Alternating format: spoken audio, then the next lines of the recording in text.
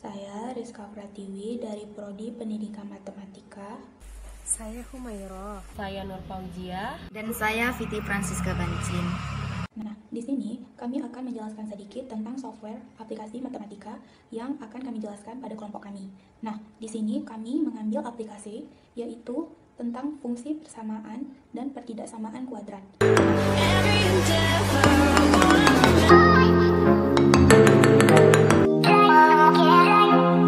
Nah, aplikasi ini bisa kita dapatkan dengan mendownloadnya di handphone saja, yaitu di download melalui App Store maupun Play Store.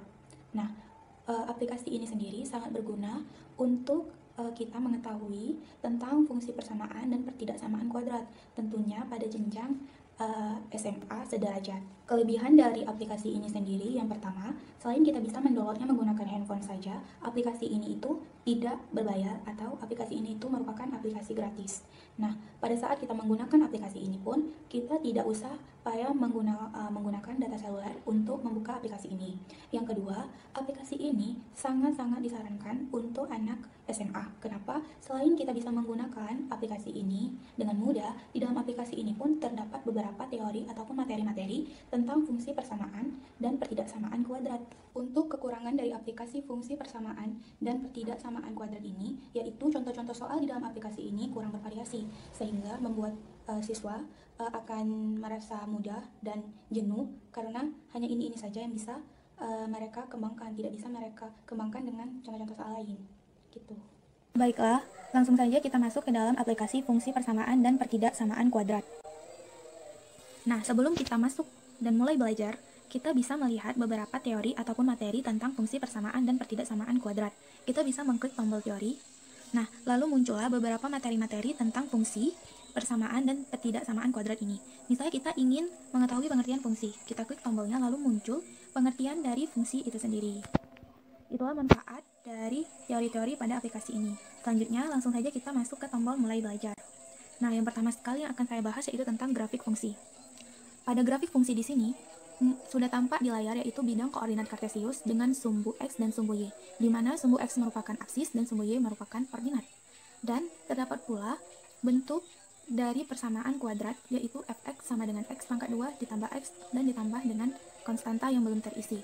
Nah, di sini koefisien dan konstantanya yang belum terisi. Tugas kita yaitu dengan mengisinya dengan sembarang angka. Misalnya pada x2 kita isi angka 1, pada koefisien kedua kita isi angka 3 dan konstantanya misalnya kita angka 2. Nah, lalu kita klik tombol gambar, maka muncullah sebuah grafik parabola pada bidang koordinat kartesius. Nah, setelah kita peroleh sebuah grafik parabola pada bidang koordinat kartesius di sini, dapat kita peroleh koordinat titik-titik, yaitu pada sumbu X berada pada titik min 1,0 dan min 2,0. Dan pada sumbu Y terdapat koordinat titik pada titik 0,2. Dengan adanya aplikasi ini, kita tidak susah payah untuk mencari bentuk persamaan umum dari fx-nya. Kita tinggal mengklik angkanya, lalu akan muncul sebuah grafik parabola pada bidang koordinat kartesius. Selanjutnya, saya akan menjelaskan bagian kedua, yaitu tentang persamaan kuadrat. Nah, di persamaan kuadrat ini telah tampak persamaan kuadrat, yaitu min 5 dalam kurung x tambah 5 dan dalam kurung x tambah 5. Nah, ini bisa kita ganti sesuai dengan keinginan kita dengan menggeser 3 slider yang ada di samping kiri. Misalnya slider pertama, kita ingin nilai A-nya itu kita ganti menjadi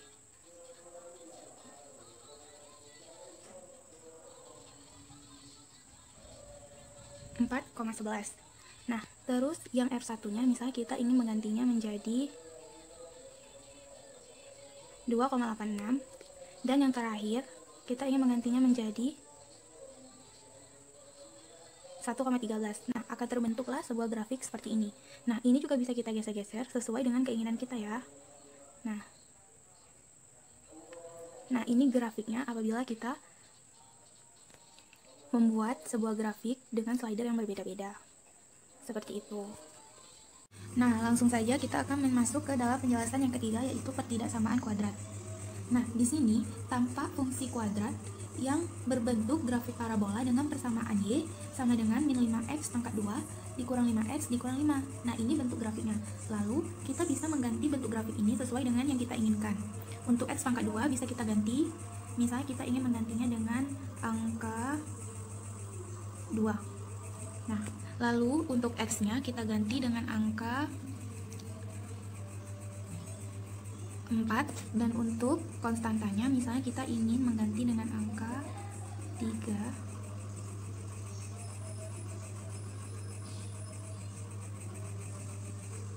Nah, maka grafiknya pun pastinya akan berubah seperti ini. Nah, grafiknya pun menyinggung pada sumbu Y di titik 0,2. Baiklah, yang akan terakhir yang saya jelaskan itu tentang sistem persamaan linear dua variabel. Nah, sudah tampak pada layar yaitu sistem persamaan linear dua variabel dengan grafik fungsi kuadrat.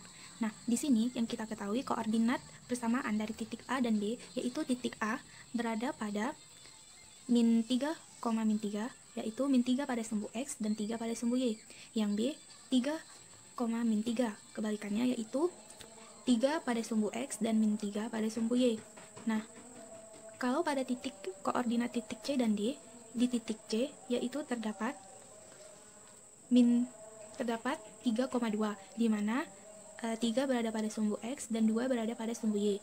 Begitu juga dengan yang D, berada pada titik min 3,4, yaitu min 3 pada sumbu X dan min 4 pada sumbu Y. Dan terdapat pula titik potong yaitu 0,5 dan min 0,5. Nah, di sini bisa kita ubah juga, misalnya kita mau mengubah titik A-nya itu di min 8. Nah, min 8,4 misalnya. Dan kita bisa juga mengganti yang si titik B-nya, yaitu misalnya kita ingin mengganti nih, dan titik C-nya juga bisa kita ganti. Misalnya kita ingin menggantinya jadi 6,2, dan di titik D misalnya kita menggantinya jadi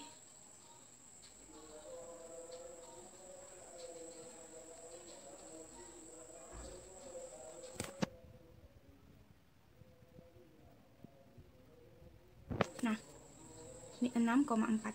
Lalu terdapatlah sebuah titik potong yaitu min 2,2. Nah, dengan adanya aplikasi ini, sistem persamaan linear dua variabel bisa kita dapatkan sebuah grafik dengan mudah tanpa harus mencarinya. Itulah keunggulan dari aplikasi ini dalam mencari sistem persamaan linear dua variabel pada grafik fungsi kuadrat. Nah, baiklah, terima kasih. Itu saja yang dapat saya sampaikan. Selanjutnya akan dibahas oleh teman saya yaitu Humairah. Nah, di sini saya akan menjelaskan tentang fungsi persamaan dan pertidaksamaan kuadrat 2. Di sini ada 4 materi juga. Yang pertama itu sistem persamaan linear 3 variabel. Perhatikan gambar berikut ini. Klik dan geser ke kanan atau ke kiri untuk tiap angka yang berwarna merah dari persamaan linear 3 variabel ini sehingga muncul perubahan persamaan yang diiringi dengan perubahan gambar grafiknya. Misalnya, angka merah ini kita geser ke kanan, 10. Gambar grafiknya akan berubah. Kita geser ke kiri, negatif 10, gambar grafiknya akan berubah ke sebelah kiri. Nah, yang kedua ini menentukan solusi sistem persamaan linear 3 variabel. Perhatikan gambar ini. Klik dan geser ke arah kanan atau ke arah kiri untuk tiap angka yang berwarna merah dari ketiga persamaan linear tersebut. Sehingga muncul perubahan persamaan yang diiringi dengan perubahan hasil penyelesaiannya. Seperti ini. Kita geser ke kanan, himpunan penyelesaiannya akan berubah. Begitu juga jika kita geser ke sebelah kiri. Sistem persamaan linear dan kuadrat atau SPLK. Perhatikan gambar berikut ini. Gantilah angka-angka koefisien dan konstanta pada fungsi f dalam kurung x, kemudian tekan tombol panah ke kanan untuk melihat garis dan kurva. Geserlah slider yang terletak di bagian bawah sehingga diketahui letak dari himpunan penyelesaiannya antara garis dan kurva tersebut. Nah, misalnya seperti ini kita ketik ya, fx sama dengan 3x tambah 2. Yang bawah fx sama dengan 2x pangkat 2 tambah 2x tambah 1. Nah, kita akan klik panah yang atas seperti ini. Y sama dengan min 28, Y sama dengan 0. Kita klik tanda panah yang bawah, akan keluar Y sama dengan 181. Hasil dari himpunan penyelesaiannya yaitu 1,5, negatif 0,5 dan 0,5. Nah, jika kita geser slider ini ke kanan, kita buat menjadi X sama dengan 0.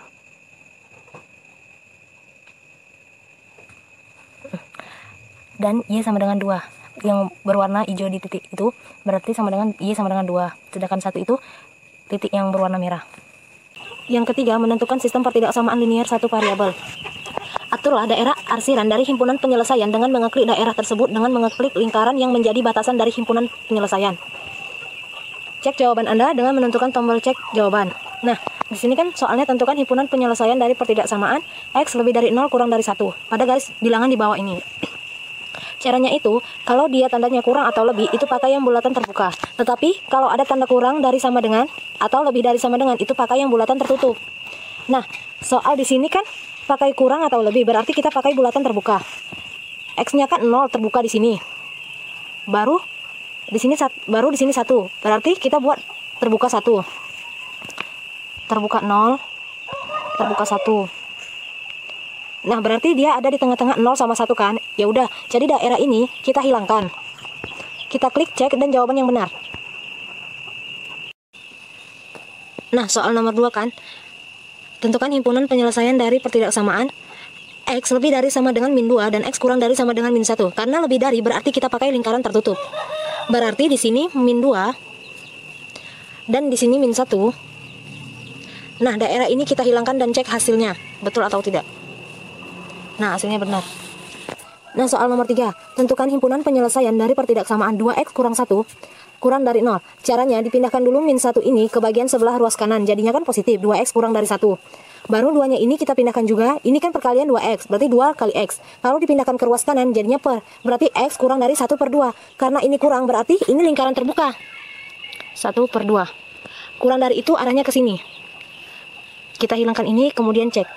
Nah, yang keempat itu pertidaksamaan pecahan. Perhatikan gambar berikut ini. Isilah titik-titik dengan angka yang menjadi himpunan penyelesaian dari pertidaksamaan berikut. Kemudian, aturlah daerah arsiran dari himpunan penyelesaian dengan mengeklik daerah tersebut dan mengeklik lingkaran yang menjadi batasan dari himpunan penyelesaiannya. Cek jawaban Anda dengan menekan tombol cek. Pertidaksamaan pecahan ini rumusnya kan? Fx per Gx, di mana Gx itu tidak sama dengan 0. Nah, di sini ada soal 2x kurang 4 per 3x tambah 3 kurang dari sama dengan 0. Langkah pertamanya, pembuatan 0 dari pembilang, di mana pembilangnya itu 2x kurang 4, sehingga kita membuat jadi 0. Jadi, 2x kurang 4 sama dengan 0. Min 4 dipindahkan ke ruas menjadi sebelah kanan. Jadi, 2x sama dengan 4, x sama dengan 4/2, jadi x sama dengan 2. Begitu juga dengan penyebutnya. Pembuatan 0 dari penyebut berarti 3x tambah 3 sama dengan 0. 3x sama dengan min 3, x sama dengan min 1. Nah, kita buat sehingga yang paling kecil kita letakkan di sebelah kiri, yaitu min 1. Yang sebelah kanan yaitu 2. Kan kurang dari sama dengan 0.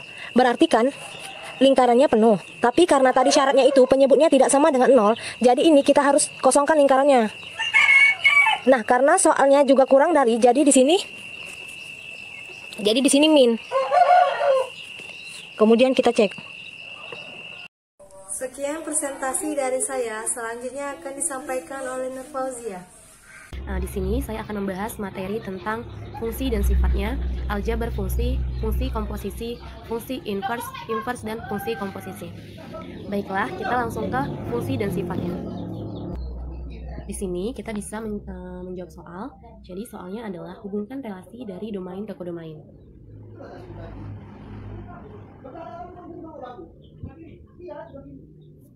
Ada tombol merah di sebelah kanan berfungsi untuk mengulang jawaban kita.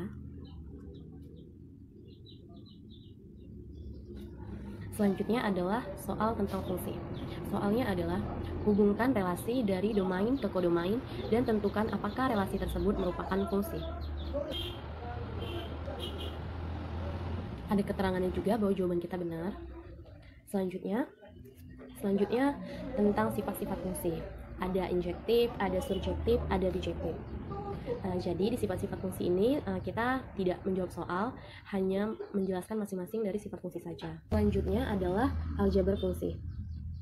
Di sini kita bisa menjawab soal dan kita bisa mengecek jawaban kita benar atau salah, dan yang tombol merah itu berfungsi untuk mengulang jawaban kita kalau kita kurang yakin sama jawaban kita. Coba.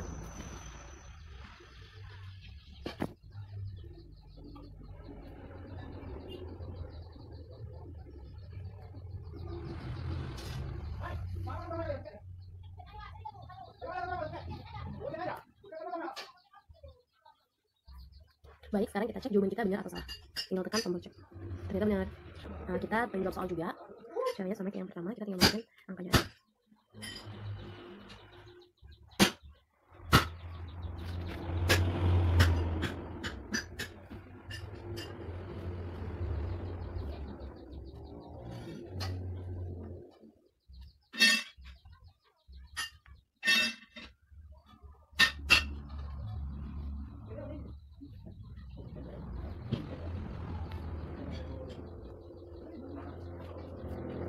Baik, sekarang kita cek jawaban kita benar atau salah.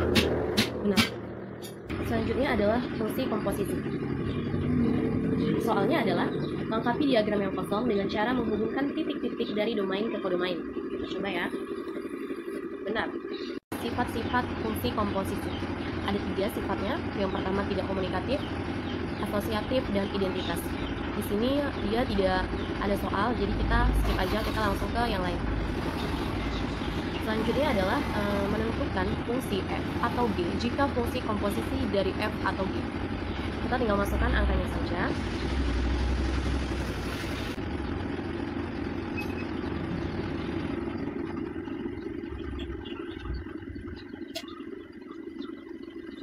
Kalau jawaban kita salah ya, warnanya warna merah.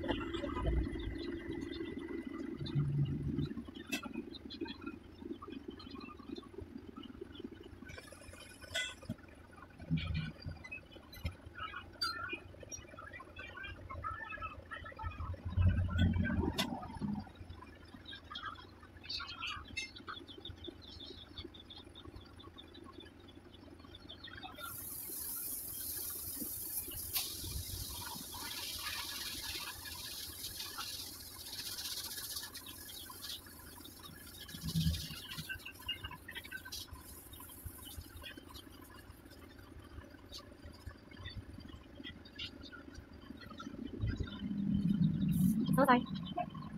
Selanjutnya adalah fungsi inverse. Jadi di sini kita bisa menggeser slider A, slider B, slider H, dan slider K ke kiri untuk memperbesar, ke kanan untuk memperkecil nilainya, sehingga terjadi perubahan pada grafik fungsi inverse tersebut. Coba ya, menggeser sedikit. Terserah kita mau gesernya ke kanan, ke kiri. Selanjutnya adalah inverse dan fungsi komposisi. Soalnya adalah hubungkan relasi dari domain ke kodomain. Kita coba tes jawaban yang salah dulu. Kita cek jawaban kita benar atau salah. Ternyata salah. Ada tombol merah untuk mengulang jawaban kita. Kita coba mencari jawaban yang benar. Kita cek jawaban kita. Ternyata benar. Oke. Selanjutnya, di sini kita akan menjawab 2 soal. Clue-nya adalah geser dan letakkan variabel dan angka pada lingkaran kosong. Kita coba. Tanda checklist kalau jawaban kita benar, dan tanda silang kalau jawaban kita salah.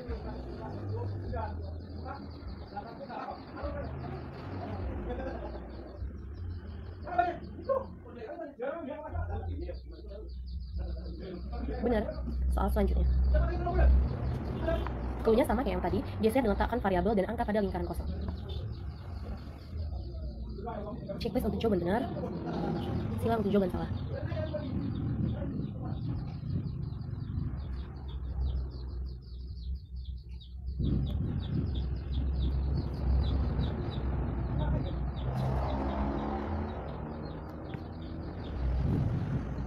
Sekian presentasi dari saya, selanjutnya akan dibahas oleh Viti Francisca Bancin.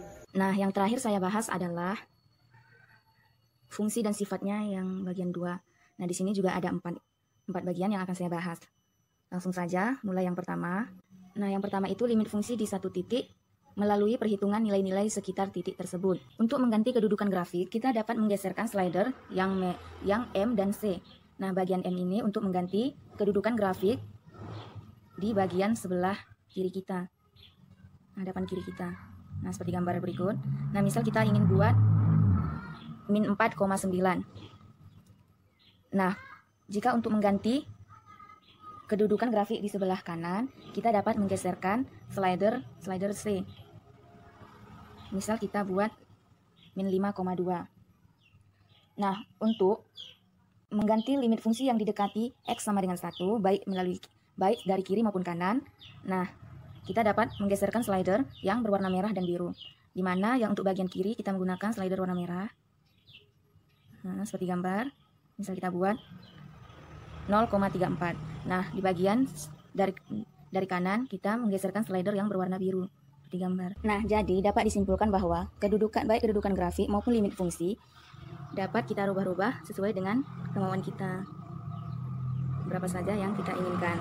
Nah, selanjutnya yang kedua yaitu sifat-sifat limit fungsi. Nah, cara mengetahui sifat-sifat limit fungsi ini, kita mendrag rumus sebelah kiri ke titik-titik untuk mengetahui penjabarannya. Nah, seperti ini. Kita menggeserkan semua. Nah, seperti ini. Jika kita pindahkan dengan benar, maka akan muncul jempol. Dan yang disertai dengan warna hijau. Jika salah, akan diberi jempol kembali. Kita contohkan seperti ini. Nah, diberi X. Jika salah, kita akan diberi tanda X. Jika benar, kita akan diberi jempol.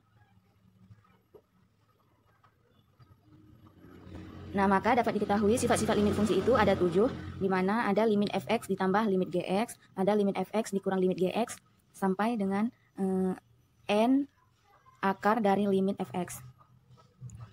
Nah, yang selanjutnya adalah menghitung limit fungsi aljabar.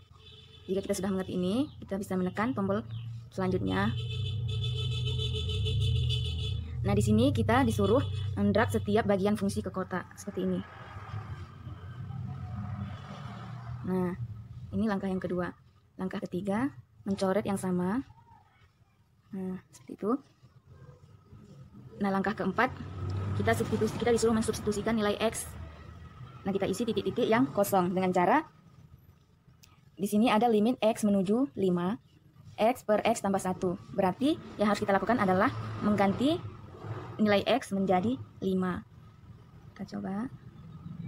Ya, benar. Sama juga yang di bawah, X-nya kita ganti jadi 5. Nah, berarti 5 per 5 ditambah 1. 5 per 6. Nah, jadi seperti ini cara untuk menghitung limit fungsi aljabar. Berikutnya, kita disuruh menyelesaikan soal. Di mana soalnya adalah limit X menuju min 1, X kuadrat dikurang 2X tambah 1. Nah, kita disuruh untuk mengisi kotak-kotak yang kosong dengan kotak-kotak yang sudah diberi angka-angka tersebut. Nah, cara menjawabnya berarti X kuadrat. Berarti setiap berjumpa dengan X, maka nilai X kita ganti menjadi min 1. Berarti X kuadrat kita ganti jadi min 1 dikurang 2 dikali X-nya kita ganti lagi menjadi min 1 ditambah 1. Nah, hasilnya adalah min 1 kuadrat, berarti min kali min positif 1, ditambah 2, 3, ditambah 1, 4. Hasilnya adalah 4. Nah, jika sudah selesai, maka kita mengklik soal yang kedua. Nah, soalnya itu adalah akar 3X dikurang 2. Berarti sama juga setiap yang berjumpa dengan X kita ganti dengan 2. Berarti 3 dikali 2 dikurang 2.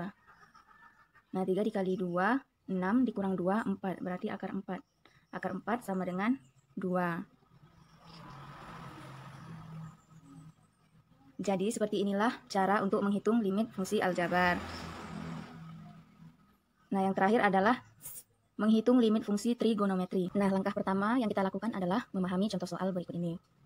Setelah kita memahaminya, maka kita menuju ke soal. Nah, hitunglah nilai limit fungsi trigonometri berikut. Limit X menuju 0, sin X per sin 2X. Karena sin 2X sama dengan 2 sin X cos X, maka limit X menuju 0 sin X per sin 2X sama dengan. Nah, berarti kita jawab limit X menuju 0, berarti ini tetap sin X. Yang di bawahnya juga berarti kita kalikan, berarti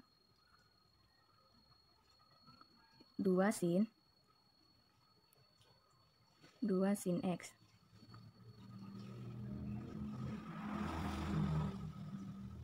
Sin X cos X. Nah, karena sin X dan sin X itu bisa dicoret, maka sisa sin X berarti hasilnya 1 per 2 nya tetap sisa cos X. Di atas tetap, maka hasilnya di atas 1 per 2-nya juga tetap. Cos X itu hasilnya adalah 1. Nah, 1 per 2 dikali 1. Hasilnya 1 per 2. Nah, jika sudah selesai menjawab soal pertama, maka kita mengklik soal yang bagian 2. Nah, soal yang kedua adalah limit X menuju 0, 1 dikurang cos 2X per sin X. Karena cos 2X sama dengan 1 dikurang 2 sin kuadrat X, maka 1 dikurang cos 2X sama dengan 1 dikurang dalam kurung 1 dikurang 2 sin kuadrat X sama dengan 2 sin kuadrat X. Sehingga limit X menuju 0, 1 dikurang cos 2X per sin X adalah, nah cara jawabnya adalah 1 dikurang cos 2X, berarti 2 kita kalikan dengan 1. Hasilnya 2, cos berubah menjadi sin. 2 sin kuadrat X. Per, di bawahnya tetap sama, sin X. Nah, kalau 2 sin kuadrat X per sin X, berarti hasilnya sisa 2 sin X. 2 ini kita tetap, sinnya juga tetap. Nah, X-nya kita ganti dengan 0, karena limit X-nya menuju 0. Nah, maka 2 dikali 0 hasilnya adalah 0. Baiklah, sekian dari presentasi saya. Lebih dan kurang saya mohon maaf.